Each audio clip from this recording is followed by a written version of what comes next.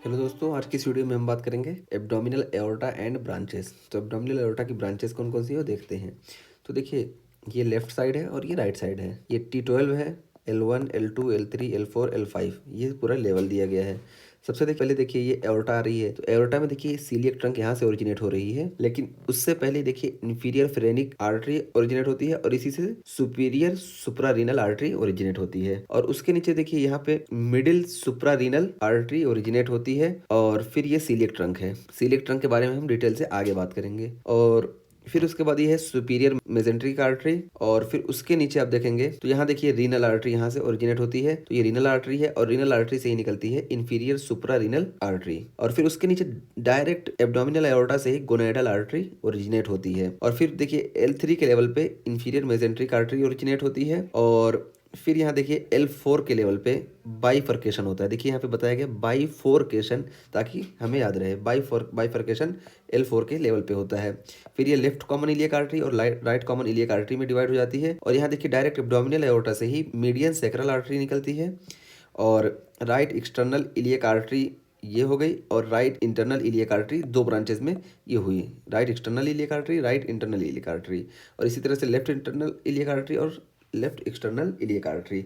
और ये left external iliac artery आगे जाके फिमोरल आर्टरी के नाम से जानी जाती है। तो ये चीजें हो गई। अब यहाँ पे देखिए artery supplying GI structure are single and branch anteriorly. तो जीआई के स्ट्रक्चर को, गैस्ट्रोइंटेस्टाइनल सिस्टम को जो सप्लाई करती है वो सिंगल होती हैं और एंटीरियरली ब्रांच होती है। जैसे देखिए सीलिएक ट्रंक है या सुपीरियर मेजेंट्रिक आर्टरी है, इंफीरियर मेजेंट्रिक आर्टरी है, तो ये एक ही होती है और ये एब्डोमिनल एओर्टा से एंटीरियरली ओरिजिनेट होती है। और दूसरा क्या बताया गया, artery supplying non GI structure are paired and branch laterally and posteriorly.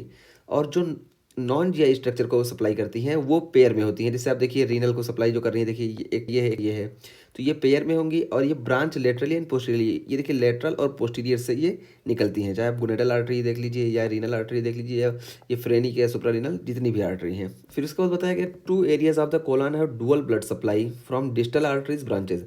तो डिस्टल आर्टरीज की ब्रांचेज से कोलन के दो एरिया ऐसे हैं जहाँ पे डबल ब्लड सप्लाई होती है, दो तरफ से ब्लड सप्लाई होती है और इस सस्पेक्टेबल इन कोलोनिक इस्चीमिया।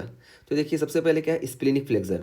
स्प्लेनिक फ्लेक्सर की अगर हम बात करें, देखिए सुपीरियर मेजेंट्रिक आर्टरी भी यहाँ सप्लाई करती है डिस्टल ब्रांच, और इन्फीरियर मेजेंट्रिक आर्टरी की भी डिस्टल ब्रांच यहाँ सप्लाई करती है। तो ये डुअल सप्लाई होगी पहली। और दूसरी है रेक्टोसेगमॉइड जंक्शन। रेक्टोसेगमॉइड जंक्शन पे देखिए last sigmoid artery branch of the inferior mesenteric artery है और सुपीरियर रेक्टल आर्टरी, ये दोनों सप्लाई करेंगी। तो यही दो जगह कोलन में ऐसी हैं जहाँ पे डुअल ब्लड सप्लाई होती है। और उसके बाद एक सिंड्रोम दिया गया नट क्रैकर सिंड्रोम। तो देखिए नट क्रैकर सिंड्रोम क्या है, compression of left renal vein between superior mesenteric artery and aorta. तो ये देखिए ये सुपीरियर मेजेंट्रिक आर्टरी है और लेफ्ट रीनल आर्टरी जब इधर से जाएगी तो यहाँ पे इन दोनों के बीच में, सुपीरियर मेजेंट्रिक आर्टरी और एओर्टा के बीच में ये दब जाती है। इसी को हम बोलते हैं नट क्रैकर सिंड्रोम। और इसमें होता क्या है, मे कॉज एब्डोमिनल फ्लैंक। इसमें एब्डोमिनल पेन होगा, ग्रॉस हिमेचुरिया होगी, बहुत ज्यादा आरबीसीज यूरिन में प्रेजेंट होंगी।